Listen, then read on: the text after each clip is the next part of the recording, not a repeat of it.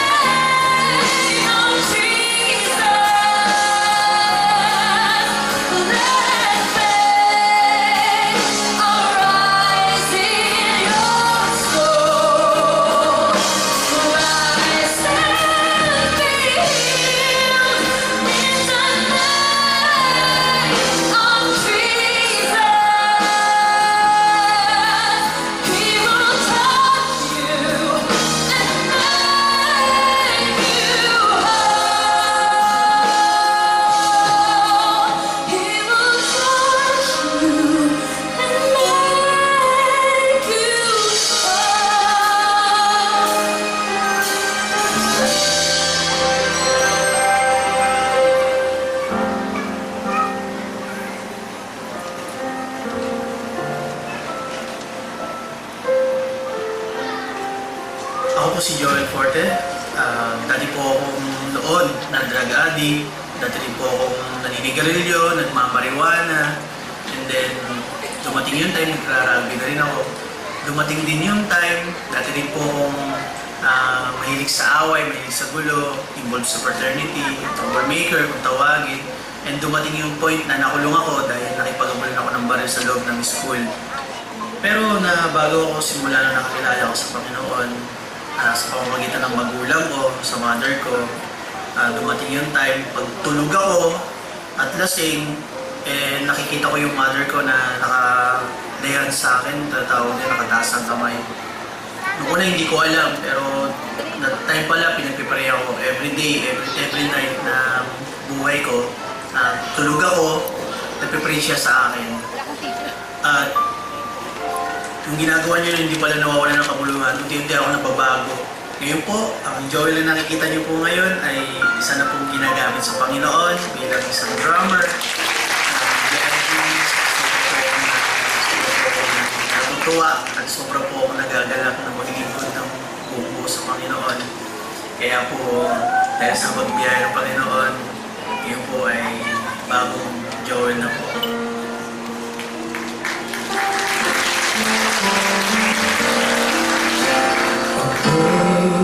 Amazing grace, how sweet the sound that saved a wretch like me.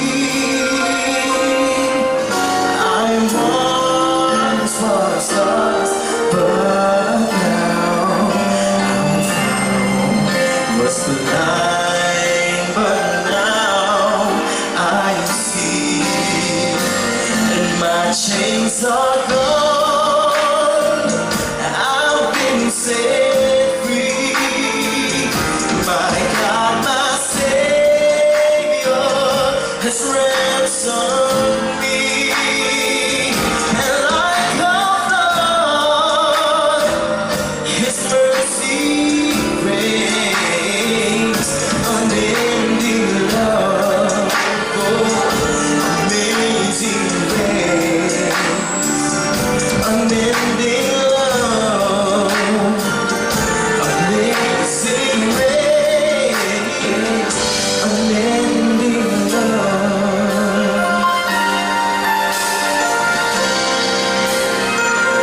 amazing grace.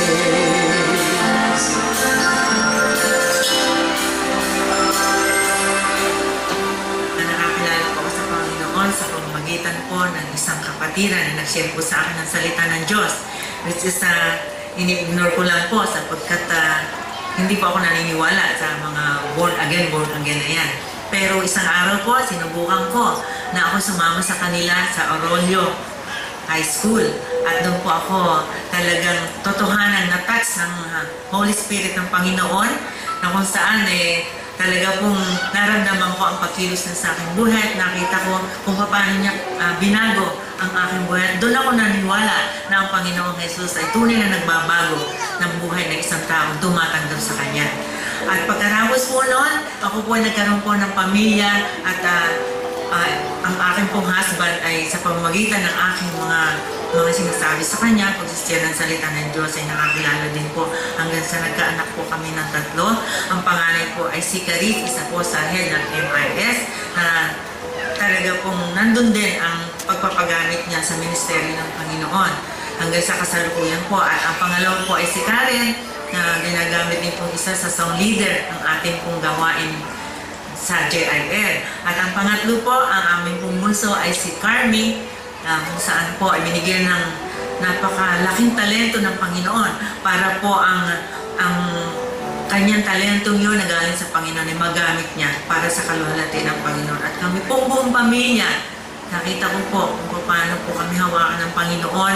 Sunod-sunod po yung blessing. Bagaman may mga time na kami po ay nagkakaroon ng struggle, ng problema, pero hindi po naging hadlang yon para po kami tumigil sa paglilingkod sa Panginoon. Bagkus, yun po ang naging dahilan para po kami patuloy pa na susunod sa kalooban ng Panginoon.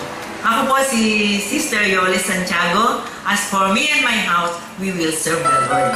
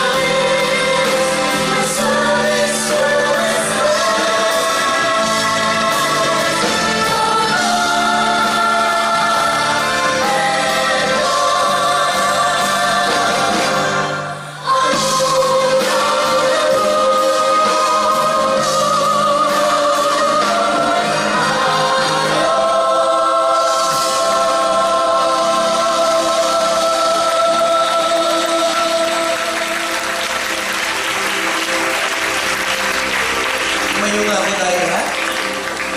Are you blessed? Kanina umaga po ho yan.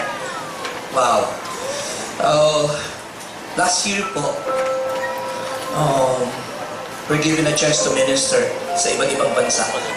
I visited last year Taiwan, Hong Kong, Israel, ano pa ba?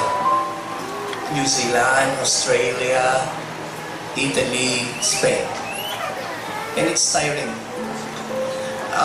Kasi narinig ko kanina si Monica eh. Masarap pong maglingkod sa Diyos, pero aminin natin, minsan napapagal din tayo. I wanna hear an amen. But, pag nakikita niyo po na kanina po yung nagpi-play ng violin si Ian. Ako po ay dumating dito 2005. Sabi ni Ma'am Johnny, Kuya, sandali ka lang doon, pansamantala. 11 years na ho ako, pansamantagal na ho ako rito. Bata pa ho yun eh, nung makita ko siya. And then kanina, nagpa-violin ho siya. Pataklat pa sa akin. Si Gwyneth ho, laging nagpapapray yung nanay niya. Maliit lang. Ngayon, Asia's Got Talent. Wow. Pag niisip mo na,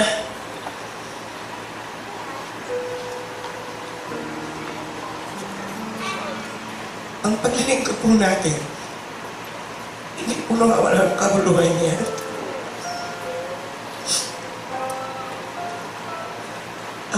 There are times, the only consolation, the only comfort that you do have is to see the fruit of your labor.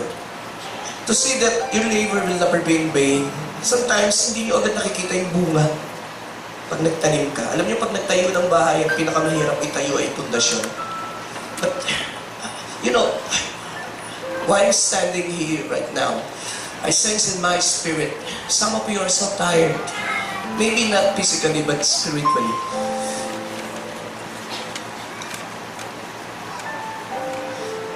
And gusto kong malaman nyo na dinadaanan po natin lahat. Even spiritual giants na pagod. Remember Elijah. He's so bold. He put the prophets, at least 850 prophets. Nag-iisa lang siya. Pagdating in chapter 19, he was down and he was weary at gusto niya nang mamatay. May season po tayo na gano'n. Pero isa po ang check natin, hindi nawawala ng kabuluhan ng ating paglilingkod.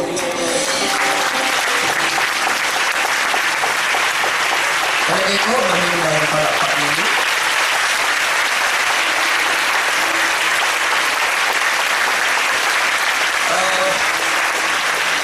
Mahirap mag-service ng 3 services. Nung binubuo namin yung thoughts, 3 W. Sabi ko yung per service, maganda. We talk about the wonders, the miracles. So we talk about the miracles sa per service. The second service is about the word. So it's Brother Eddie who share the word. Today, we talk about worship. Ano sabi ko? Worship. Sa lahat ng kabutihan ng Diyos, wala pong pinakamainam na gawin din, kundi limuko at sumbahin mo ang Diyos. I will ask you to lift your hands.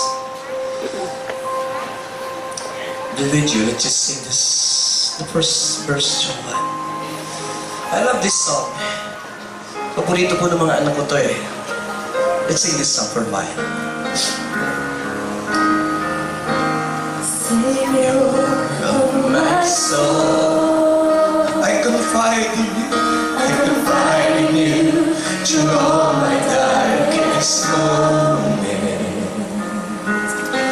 In you I find my peace, my comfort when I trust in you, Lord. Just raging sea. I love this. Sing this to the Lord. Faithful, faithful, you're my God. You're the glory and the lifter of my head. The lifter of my head. The presence of the Lord is touching the four walls of Music Museum right now. Embracing the weary and healing the wounded heart. Lift your hands everywhere. Lord, I live to worship you.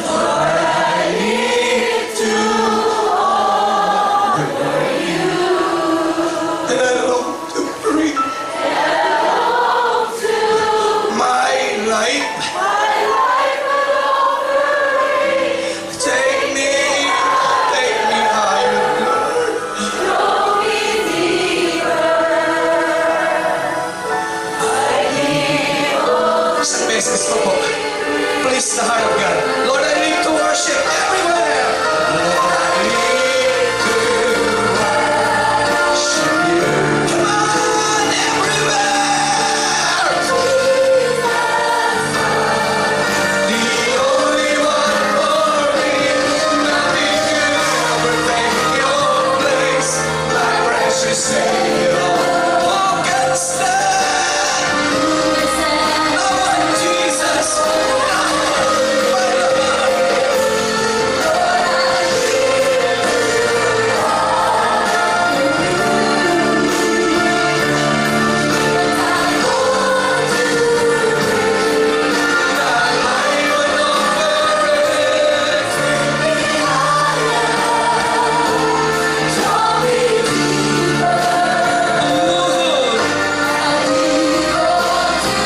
Sing this out everywhere. The congregation.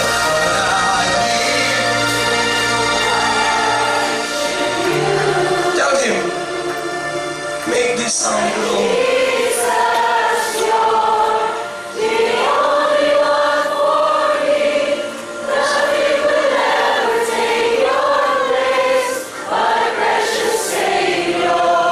And who can stand between my Lord? Lord, I live to honor you.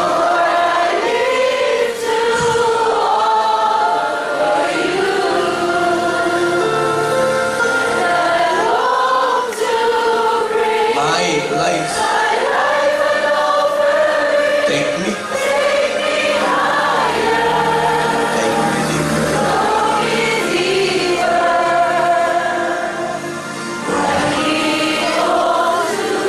Bow your head, please, everywhere. Will you bow your head and have your moment with the Lord today?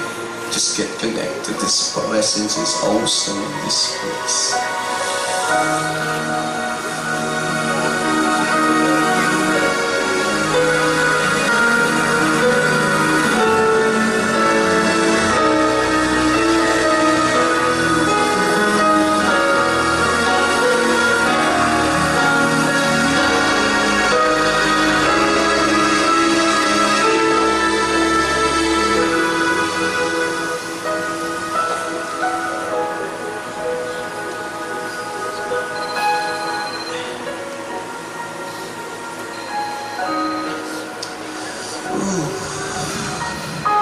Let us touch the heart of the Lord.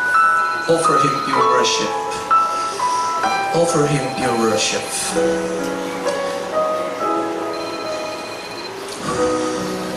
And I want to see the people of God until I'm lost in your love, till I am found, till I am found in your presence, worshiping.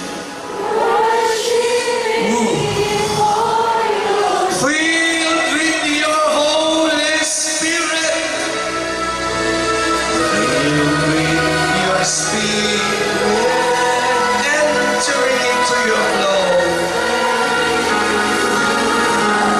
When you tell Him tonight,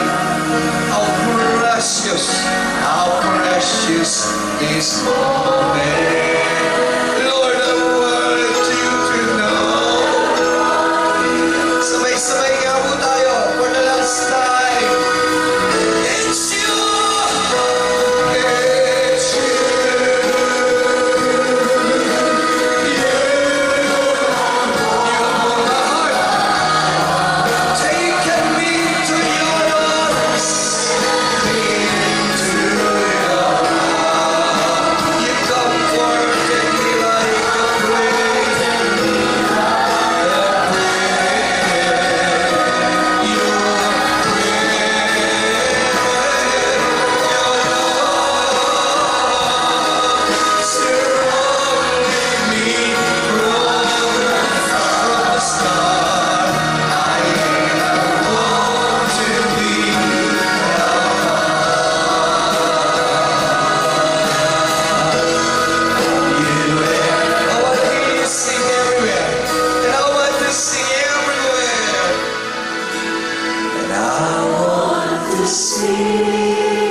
until I am lost.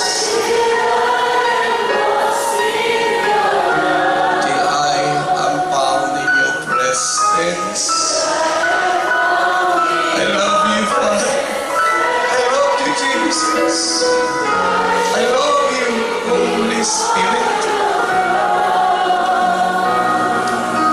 I am filled with the Spirit today.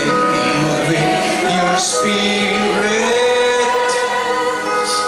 entering into your love. How precious. This is so precious, Lord. Higit sa mga bagay ng mundo, this moment is so precious to us. Lift your hands hard in adoration and tell Him it's you. It's you.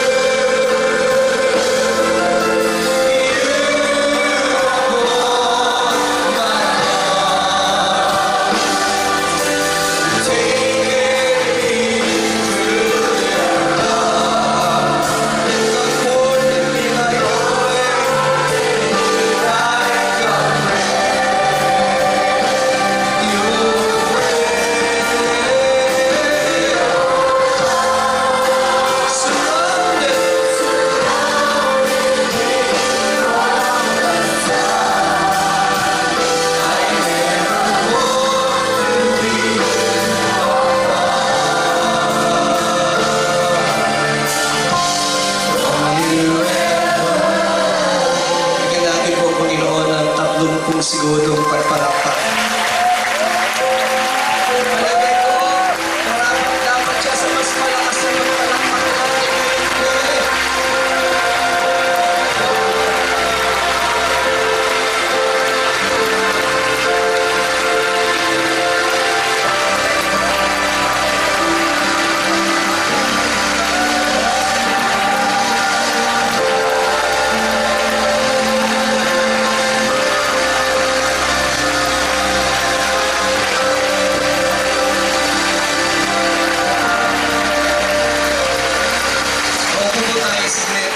Seated for a while. Mayroon po akong mixing exhortation. Okay po bang i-share ko saglit yun? Siguro, the song Just to Please God, originally it was sung by the executive director, Ma'am Johnny Villanueva Tugna, for mayor sa Bukawi. And it was an old song, but 2 years ago, na-revive po sa church natin. We keep singing the song. Kasi sabi ko, just to please you. At tinagalog namin, bigyan ka ng lugod na nais ko. Masam yung handog, mas mahirap Tagalogin. But the question is, why please God? Bakit sabi ko sa katabi mo, why please God? Bakit? Mahalaga may sagot. So, allow me to share, very short lang po. 55 powerful reasons. Mali 5 lang, kasi 55, gabi na tayo. 5 powerful reasons why please God. 1, diretso. 1, because this is a repeated appeal in the New Testament. Pag sabi po, repeated appeal. Ito po ay paulit-ulit ninyong mababasa sa Bagong Tipan. Basahin ko po yung 1 Thessalonians 4 verse 1. Next slide please. Then, brothers, we ask. Pakisabi ko, ask. Urge. Yung words na ginamit, yun po ay sa Greek, present continuous. Ibig sabihin, yun po ay patuloy na pag-amukit. Hindi ka minsan lang na sinabi ng scriptures yan. Paulit-ulit na sinasabi po. Nakalagay po, we ask and urge you in the Lord Jesus Christ that as you receive from us how you ought to walk. Pakisabi ko, to please God. So mapapansin po ninyo, una, mapapansin po natin sa mga talata na ito po ay hindi isang beses na binanggit sa Bible. Doon po sa chapter 2, the same chapter, pakipakita natin, chapter 2 verse 4. On the contrary, we speak to those approved by God to be entrusted with the gospel. We are not trying to please people but God. Pagkasabi mo, but God. So makikita po nyo, paulit-ulit, in the very heart of the Apostle Paul, inuulit-ulit niya sa mga Kristiyano na please God, luwalhatiin mo ang Diyos, bigyang lugod ang Diyos. Maging sa aklat ng Epeso, establish ko po, Ephesians chapter, balikan natin yung outline.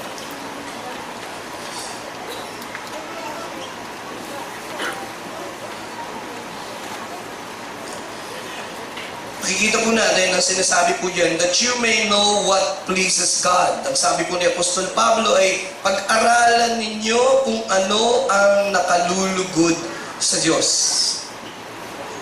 So makikita natin, inulit naman ni Pablo po doon sa aklat ng Thessalonica, ng Epeso. At inulit po niya, paulit-ulit niya pong sinasabi yan sa scriptures. Ano po ang ibig sabihin ni Pastor Joey? Pakitaas pong kamay ng mga magulang dito, yung mga magulang.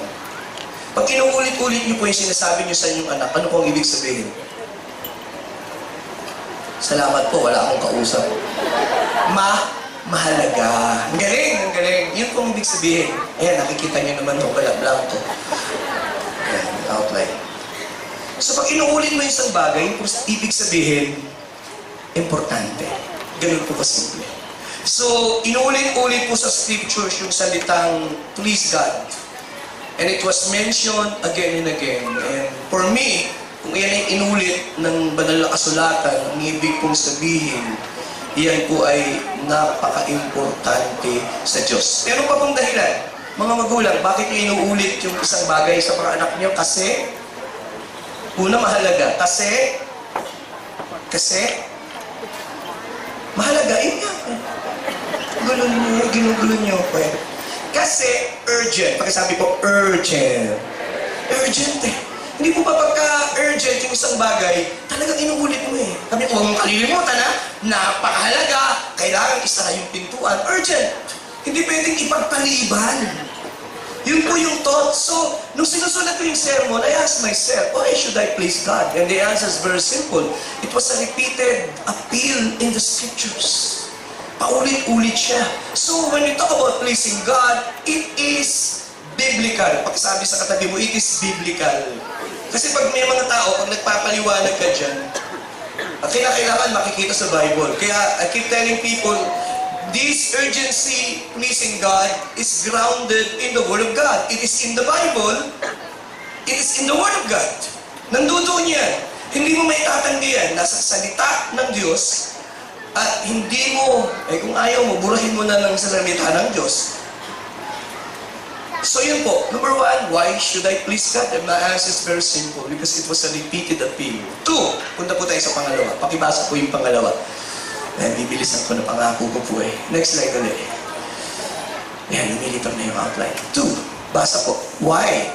This is the first purpose of your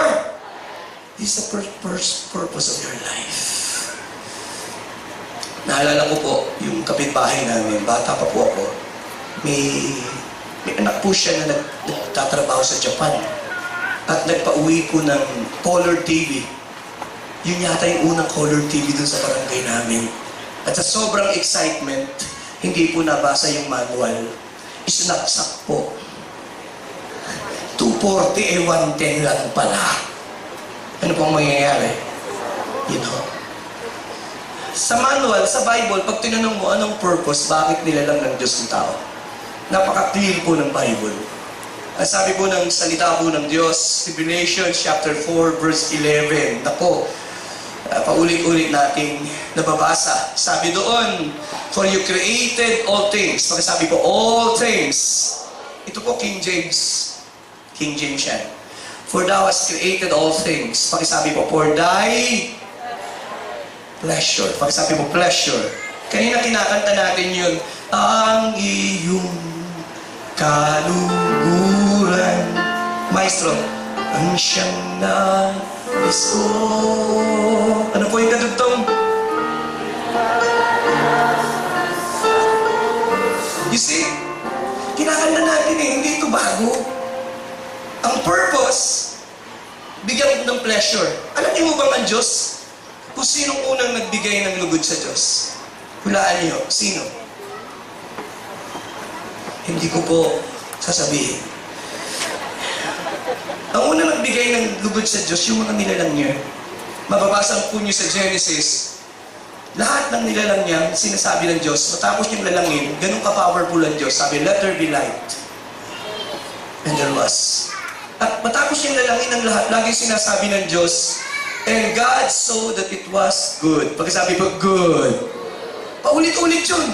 So yung Panginoong Diyos, yung mga nilalang niya, nasiyahan siya. Ang tanong, bakit? Ayun, dapat may sagot. Bakit nasiyahan ng Diyos sa mga nilalang niya? May sagot po. Sa Psalms 148, pakita natin. 148, 3-5. Mababasa niyo yung nakalagay. At bakit ang Diyos nasiyahan sa mga nilalang niya? Ito po ang sagot. Kayo pong bumasa. 1, 2, 3. Son, praise. Tigil po, ano pong sagot? Bakit nasiyahan ng Diyos sa mga nilalang niya? Sapagkat ang mga nilalang niya ay nagbigay sa kanya ng papuri. Ang galing ni Heidi. Yung mga nilalang ng Diyos na bituin at buwan, nung ito'y nagbigay ng papuri sa Diyos, tuwan-tuwa ang Diyos. Bakit? Yun ang purpose. Bakit pa nasiyahan ng Diyos? Sapagkat nang pagmasdan ng Diyos ang kanyang nilalang, ang mga nilalang ng Diyos ay refleksyon ng karunungan at kapangyarihan ng Diyos. Tanong, tayo, inaasahan po ba ng Diyos na magbigay tayo ng kaluguran sa Kanya? Kasi pakisabi po, you created all things. Kasama po kaya tayo doon? Pakisabi po, for thy pleasure. Ibig mo sabihin, entertain ang Diyos. Mali ho, hindi ganun ang interpretasyon. We don't entertain God. Today, we sing. We lift our hands. We don't entertain God. Hindi natin siya ini-entertain. Dahil nilalang po tayo ng Diyos. Tatlong bagay po ito. Ito, tingnan niyo po yung outline. Number 1, God designed you in His image.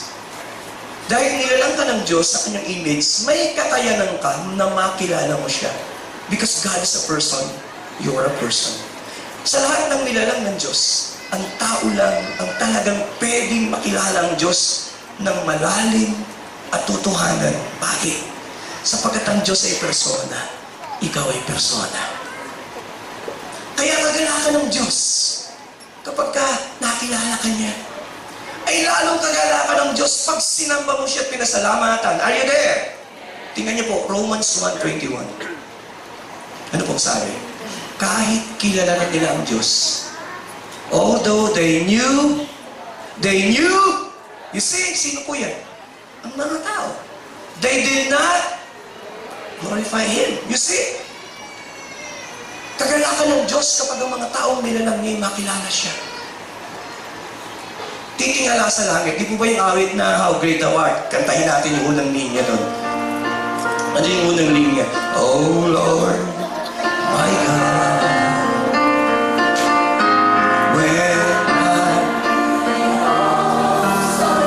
ang galing nyo. Kasi nakasulat eh. Consider all the works. Ayun! Tapos eto na, sabay-sabay. And I see the stars. I love this. I hear. Wow!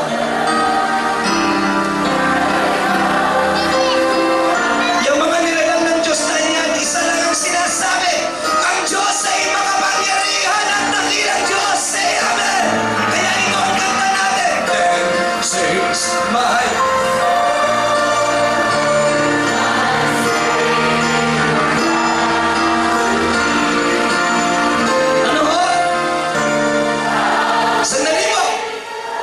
nalaman yung napakadakila at makapangyarihan ng Diyos. Nung tingnan mo ang mga nilalang niya. See? The creation of God. Kaya Psalms 19 verse 1, the creation of God reveals His glory. Kaya ang Diyos nasisiyan. Kaya po ang Panginoon natutuwa. Tingnan niyo po, the heavens declare the... Kaya ang Diyos nasisiyan eh. Ako po, yung maliliit pa yung mga anak ko, tinitingnan ko lang sila. Wala namang ginagawa pag natutulog. Nakangiti, natutuwa ang magulang. Say Amen. Tinitingnan mo yung anak mo, natutulog, nagpapahinga. Tapos minsan, hinahalikan mo pa yung kilikili, bata pa. Ngayon mga halikan, dalaga na, hindi na pwede. Punta na po tayo sa pangalawang point. God planned you before you were born. Pagkasabi sa katabi mo, you are not an accident. Hindi po tayo aksidente. When Jeremiah was called by God, ang sabi ng Diyos kay Jeremiah 1 verse 5, ang sabi ng Lord, mula doon sa sinapupunan ng nanay mo, pakisabi mo, before I formed you in the womb, wow! Isn't it powerful? Kilala ka ng Diyos. Alam ng Diyos everything about you. Ganon kamangha-mangha ang Diyos. Sabi niya, before I formed you in the womb, oh my! Ano ba yan? I knew you. Before you were born, sabi ng Lord, I sanctified you. Kinikwento ko po sa inyo nung sabi ng tatay ko, nilagnat ako at na matay na daw ako. Then, sinugod ako sa hospital. And then, nilagay sa malamig na tubig at bigla daw pumintik ang puso ko. And then, nabuhay uli ako. Pagkalipas na maraming taon, pag napipreach ako sa TV, pinuturo ako ni Kuya Ed paminsan-minsan. Then, naunawaan ng father ko, sabi niya sa akin bago siya namatay, naiintindihan ko na ba't ka nabuhay. Isang araw pala, alam ng Diyos, natatayo ko sa pulpito at ipipreach mo ang salita ng Diyos. Kaya po sa mga estudyante, lagi ko sinasabi sa mga estudyante, sinasabi ko sa Wesley, I was born for this. Ito lang ang gusto kong gawin. Hindi na ako pwedeng mag-artista, may edad na ako eh. No, kidding aside, I was born for this.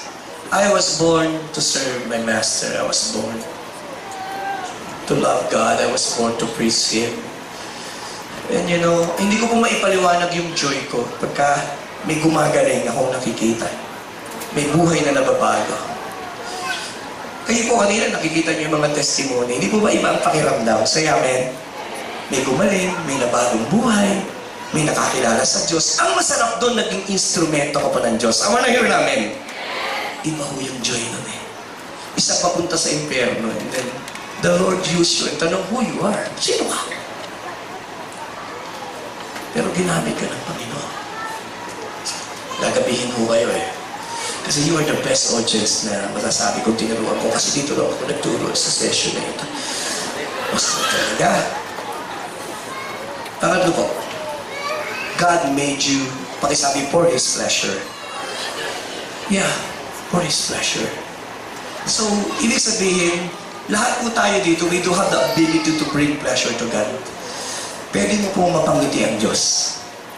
Pwede mo siyang masaktan, pwede mo siyang bigyang lugod. Kaya yung kanta natin eh, bigyan ka ng lugod ang nais ko. Masam yung handog ang iaalay. Tingnan niyo po, masam yung handog. Bigla lang nag-flash. Nung gunawin ng Diyos ang mundo, anong unang ginawa ni Noah? Ito po, Genesis chapter 8, beginning verse 20 to 21. Tingnan niyo po. Kakantahin uli natin na yung done. The first thing that Noah actually did was to build. Pagsabi, build. He built an altar. Galit na galit ang Diyos. Ninuno niya ang mundo. And now, here is Noah. Alam niya ang gagawin niya. He built an altar to the Lord. At naghandog siya. Gusto ko po yung reaction ng Diyos. Sabi po, and the burnt offerings nilagay sa altar. And the Lord smelled. Yung panahon na gutom ka na nadaan ka doon sa nagluluto ng barbecue. Naku, magugutom kayo, hindi ko na itutuloy. You know, ang Diyos po naamoy ng Diyos yung pagsambay. Alam niyo po ba, ang mga pagsamba natin ay pumapawi minsan ng sugat at galit ng Diyos pag sinasamba mo siya. When you worship Him, when you bless Him, ang daming tao sinasaktan ng Diyos, nilalakastahan ng Diyos. Hindi kinikilala ang Diyos. Pag tumingin ang Diyos ngayon sa Music Museum, may ilang daang tao na naroon at gustong bigyan ng lugod ng Diyos. Bakit hindi na luwa ang Diyos? Bigyan ka ng lugot. Ang pakisabi nga mo ito.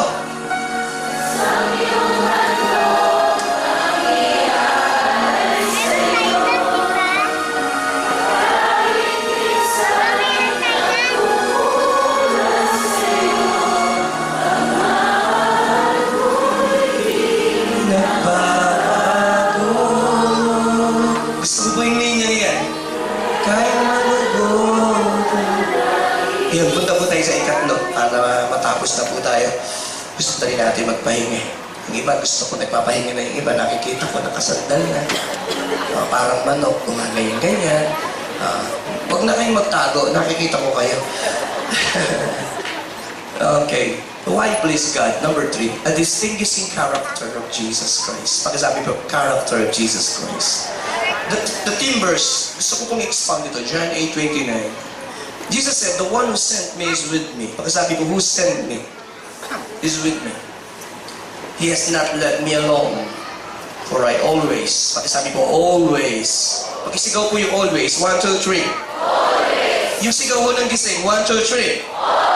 Or always do what pleases Him. Please look at me. 2 things. 1, ano po ang confidence ni Jesus? Ang unang confidence ni Jesus ay, He was sent by God. Wala pong pinakamasarap at pinakamasarap na pakiramdam kundi yung maramdaman nung alam mo yung ginagawa mo galing sa Diyos. Say Amen! Ang walang hira namin. Yun yung pakiramdam mo. Yung ginagawa mo, alam mo nang galing sa Diyos. Ito yung gusto ng Diyos.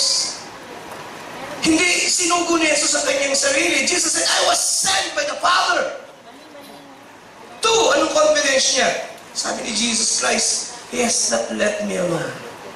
Hindi niya ako iniwanan. Yun yung kumpiyansa mo. Di po ba pag nag-aalala ka, sasabi mo, Lord, nasaan ka? Nasaan yung presensya mo? Sabi ng Panginoon, you have not let me alone. May sagot. Bakit? Pakisabi sa katabi, bakit? Ito po yung sagot. For I always do those things that please Him.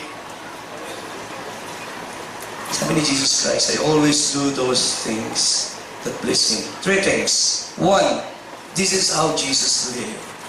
Ito yung buhay ni Jesus Christ. Siya po ang perfect example ng isang taong nagbigay lubod sa Diyos. Jesus Christ is so passionate sa 3 bagay. 1, He's so passionate to do God's will. Saan nyo mababasa? John 4:34. Sabi niya, my meat is to do the will of my Father. Pakisabi po, the will. Dito po, of Him who sent me. Sa New King James. The will of Him who sent me. And then, pakisabi po, to finish His work. Dalawa, the will and His work. He's so passionate. What is the work? Pag nagtuturo ko dyan, ang tawag ko dyan, the atonement. Iniatang kay Jesus, the most stupendous task of the ages. Inilagay sa balikat niya ang pinakamabigat na misyon. Ano po yun? Ang tubusin ng kasalanan ng tao. And Jesus was passionate in doing so. Masyado niyang iniisip yun. Lagi niyang iniisip ang pagliligtas. And last, he's so passionate in pleasing God. Gustong-gusto niyang mapangiti ang Diyos. Oh, kayo po ba gusto niyang mapangiti ang Diyos? Kaya mababasa niyo naman twice na sinabi ng Panginoon. Matthew 3:17.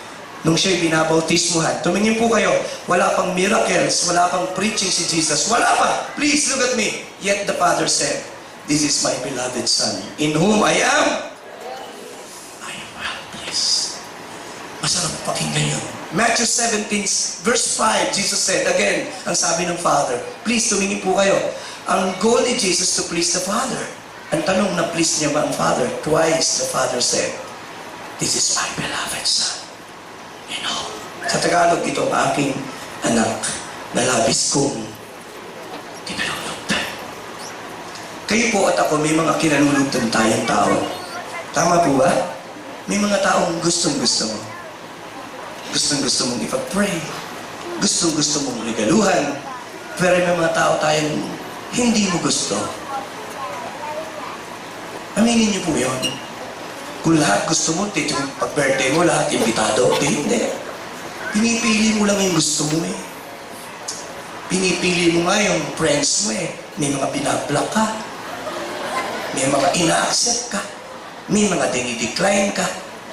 Pinipili mo eh. Pinipili mo yung gusto mong malapit sa'yo. Mukhang wala akong kausap ngayong hapon. Ganun tayo, tao tayo eh, pero hindi ang Diyos. Hindi siya nagtatangi eh. So, iba po talaga ang Diyos kaysa sa atin. Limitado yung kakayanan nating magmahal. Limitado yung kakayanan nating umunawa. Tama po ba yun? Kagaya nung katabi mo ngayon, sabi mo, dito pa naman natulog ito.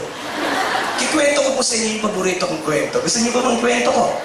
Meron pong taga-per service na pag dumadalo ng service, pag umupo po siya dyan, naku, kasabay kong magturo, matutulog na yan, gaganyan na yan.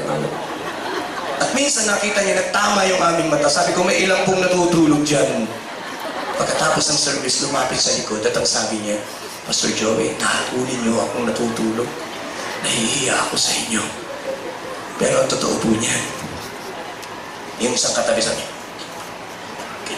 ganyan tayo eh. Sabi sa akin, Pastor, kasi ako po'y nagtatrabaho sa call center. Eh pag umumi po ako, di na po ako makakasamba, matutulog na lang. Yung katabi niyo, nagtatrabaho po yan. Intindihin niyo ho yan. Nagka-call center ho yan. Kidding aside. Wow. Gising po kayo, gabi na. Gusto natin, kaya po ba niyong makinig gabi na eh? Wala pang aircon. Pinagpapawisan na rin naman ako. Gusto natin ng approval eh. Ako po, let me share this. Lumaki po ako sa malaking pamilya. Alam ko hindi ako paborito ng tatay ko. Alam ko po yun. Alam ko hindi ako paborito ng aking ina. At hindi ako nagtatampo. Talagang ganun sa pamilya. Kasi 7 po kaming lalaki, sunod-sunod. Pagkatapos ng 7, 2 babae. Sino ang pinakamahal? Yung 2 babae. So, okay lang, nalampasan ako ng paulit-ulit, maraming beses. At sa puso ko, nagdaramdam ako. Pero hinihintay ko yung isang araw sasabihin ng aking mga magulang ni Amang, pinagmamalaki kita. Because lahat tayo gusto natin ng approval. Gumraduate po ako ng elementary, hindi naman ako mangmang na anak. Ilang beses siya kumakyat na yung tablado, sinabitan po ako. Nakahindi naman siya, pero hindi niya sinabing, ang galing mo na, pinagmamalaki kita. At nung high school po, gumraduate po ako, best athlete po ako, best in leadership, ilang beses siya kumakyat. Ganun lang, nakangiti lang siya. Naging engineer po ako. Pero hindi ko po narinig minsan na sinabi niya, pinagmamalaki kita. Pero bago siya namatay noong 92, narinig ko yun. Habang kumakain kami, sabi niya kami, anak, pinagmamalaki kita. First time. Many years. May asawa na po ako nung may mga anak na. And I was in tears. That approval from my father,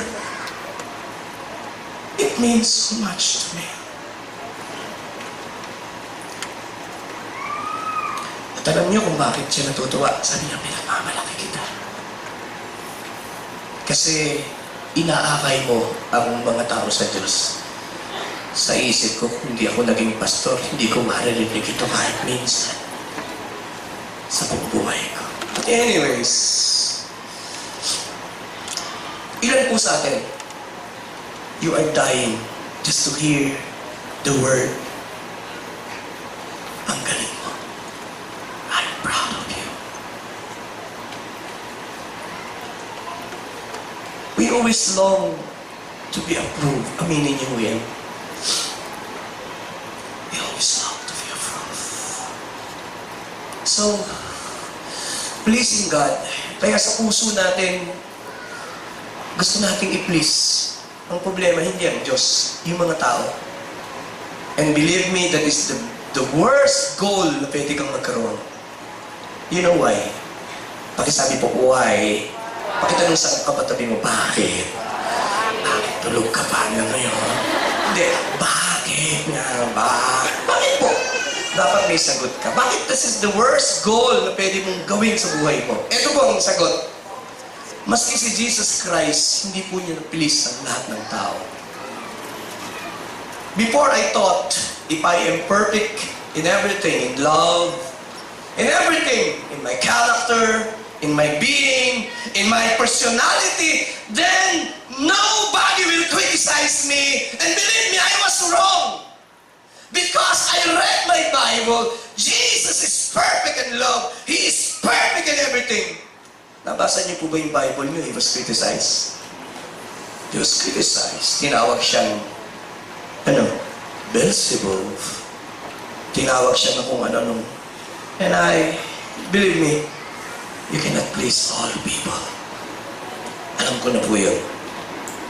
I cannot please all people. May mga taong gusto ka. May mga taong ayaw ka. Kailangan sanay ka nalang mabuhay doon. At sabihin mong, okay lang. I cannot please all. At least, I tried. I cried my tears. I wiped the dry. Hindi, kanta niya yan. You needed me yan eh. Oo na, Marlon, nakakakanta pa ako niya, nakakahiya naman, Timothy, ang galing-galing sa Rocky. It has a distinguishing character of Jesus. Let me close. Number 4. Reason number 4. Pakibasa ko. 1, 2,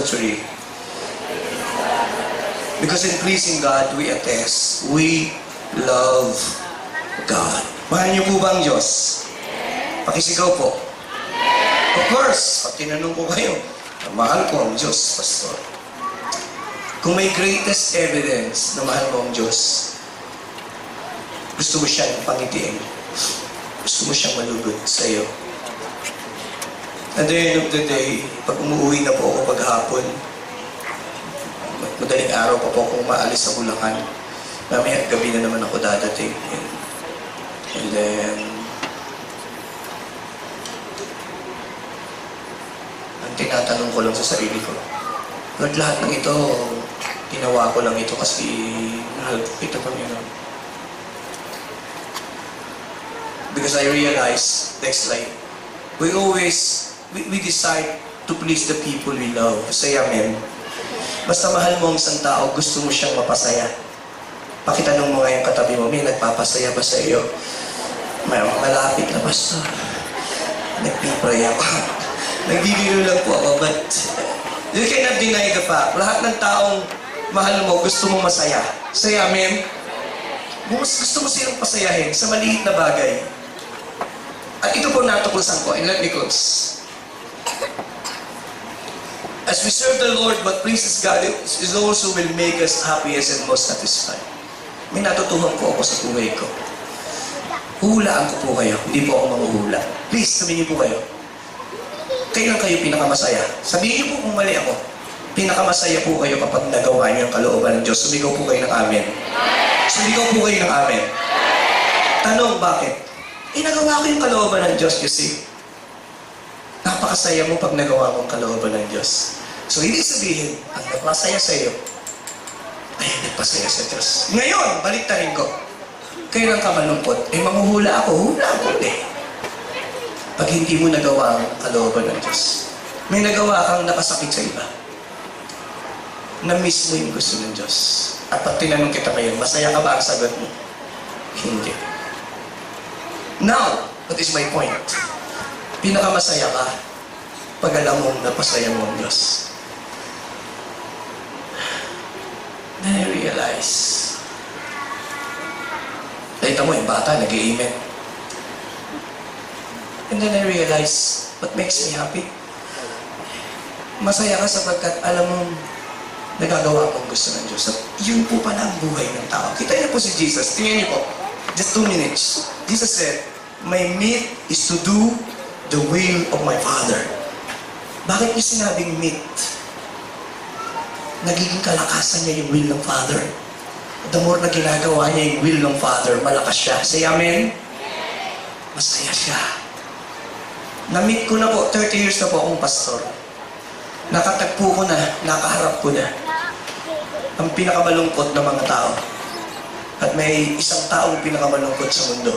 Baka katabi niyo ngayon yan. Yung mga taong tinakasan nila ang kalooban ng Diyos sa kanilang buhay. They are the most dissatisfied person in the world because tinakasan nila ang gusto ng Diyos. I read this story. He was a young man. He was brilliant. He's handsome. He's good. He's talented. And he knew in his heart that God is calling him to be a pastor. Then his father died. At mayaman ang pamilya niya. And because he's the eldest in the family, sabi ng pamilya, Kuya, huwag ka na magpastor. You just run the family, the business of the family, and it will be okay. Will you just support the pastors, the missionaries? At siya po ay napahinuhod, siya po ay nakumbinsi. Lumipas sa maraming taon. Naging sikat siyang negosyante na sumusuporta sa maraming pastor. And then one day, sa isang dinner ng mga businessmen, siya ay nagsalita. At siya ay umiiyak. Sabi niya, kung maibabalik ko lang, hindi ko pipiliin maging businessman. Pipiliin kong maging isang pastor.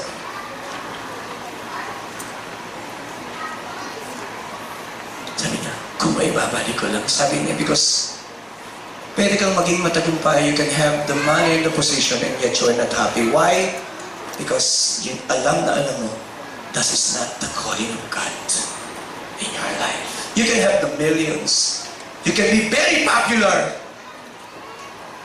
But kung alam mo that this is not the will of God, you will never be happy. Let me end. Number 5. Why please God? Let me close. Basahin natin. The desire to please God pleases God. Bakit dapat kong i-please ang Diyos? Sapagkat ang desire mo ng pangitiin ng Diyos ay nagbibigay ng kasiyahan sa Diyos. Next slide. What God looks at is the attitude of your heart. Ang Diyos po iba pag tumingin. Sabi ko, ang barbero pag tumingin sa tao, siya ay nakatingin sa... Bakit sa buhok? Barbero, pastor. Kung ikaw ay dentista, sino pong dentista rito? Nag-iisa lang akong dentista rito. Kung ikaw ay dentista, chances. Pag tumingin ka sa tao, ang unang titingnan mo, bakit? Eh, dentista ka eh. Pag ikaw ay nagtatrabaho sa parlor, chances, ang unang titingnan mo sa tao, pagkausap mo sila, titingnan mo ay buhok. Ang Diyos po iba. Pag tumingin po siya, ang unang titingnan niya yung puso. Ang tanong, is pleasing Him your deepest desire? Ang mapangiti ba ang Diyos? Pag tiningin ng Diyos ang puso mo, makikita ba ng Diyos na may magnanasa doon na mapasaya mo siya?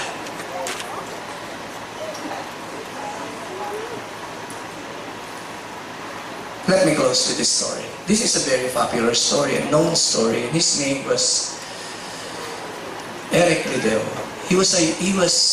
Siya po'y anak ng isang misyonaryo from Scotland. And nakatira sila sa China. And he decided to run sa 1924, kung di po ako nagkakamali, Paris Olympic. May isa siyang pangarap. Gusto niyang maging Olympian at maging gold medalist. And sure na siya po'y mananalo ng gold medal sapagkat yung record niya walang nakaka-break sa lahat. And then, nagka-problema. Nung magkaroon ng Olympics sa Paris, yung Olympic heat na tinatawag, qualifier, ay ginawa ng Sunday. Hindi po siya nag-preach ng Sunday. Galit na galit po sa kanya ang Scotland sapagkat nawalan sila ng isang gold medal. Dahil lang sa kanyang paninindigan, di ako tatakbo ng linggo. Nag-preach siya sa isang church. Then on a Monday, tumakbo po siya sa 200 saka 400 meter dash. Ang problema, hindi po siya magaling doon. And yet, nanalo po siya ng gold medal at nanalo po siya ng bronze medal. Ang sabi niya, I believe God made me for a purpose, but He also made me pass. So when I run, I feel God's pleasure. Sabi niya, yung pagtakbo ko, ginawa ako ng Diyos na mabilis. At pag tumatakbo ko, pakiramdam ko, nakangiti ang Diyos pagkat ang bilis-bilis ko. ang bawat talento na binigay ng Diyos sa inyo. Ano man po yan. Binigay ng Diyos yan sa inyo to glorify Him and to bring pleasure to Him. Tumayo mo tayong lahat. Lord, I live to serve You. Let's sing this song. Lord, I live to serve You, and I'll give You the best, and I'll give You the best in everything I do.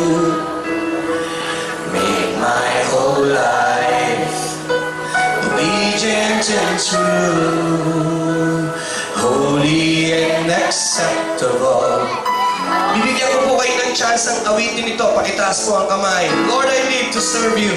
Lord, I live to serve You. And I'll give You the best.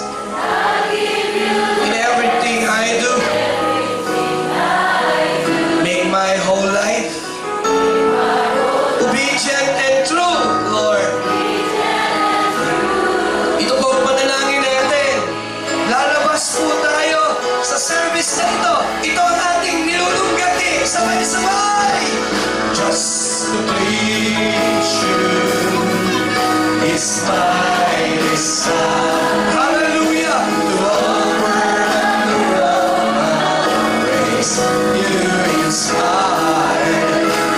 Though there are times I'm unfaithful to You, oh Lord, remember that I love You. Ito po ang huling awit. Lord, I live to serve You. Lord, I live to serve You. Gusto ko po kayong marinig everywhere. Gawin niyo pong panalangin yan. Obedient. Holy and acceptable.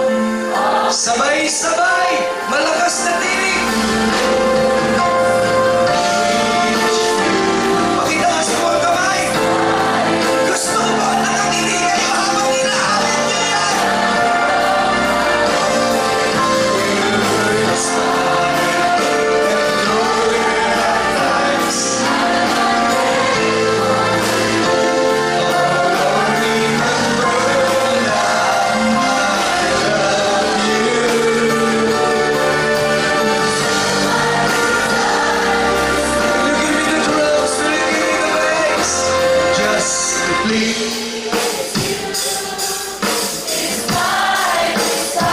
Thank you, Holy Ghost.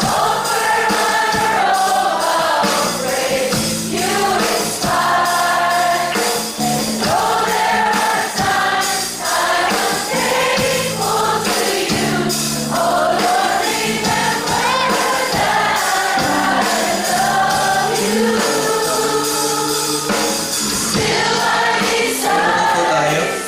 Bigyan mo po kayo ng ilang sigrid to have your intimate moment with the Lord. The Lord is in this place, touching your heart again and again, the entire service.